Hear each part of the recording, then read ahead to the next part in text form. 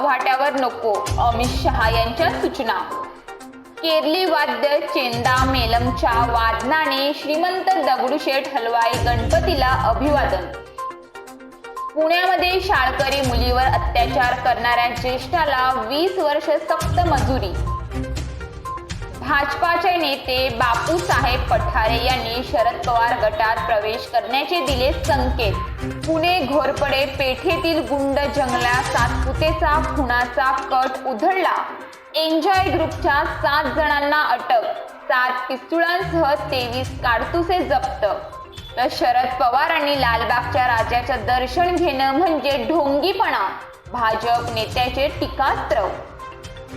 पुण्याकडे निघालेल्या बसचा टायर फुटून भीषण अपघात, थेट 25 फूट खाली कोसळली। शरद पवारांनी मराठा आरक्षणाला खुट्टा मारला, मनोज जरांगेंच्या भूमिकेतून राजकीय वास। मराठा नेत्याने जरांगाविरोधात ठोकला शड्डू।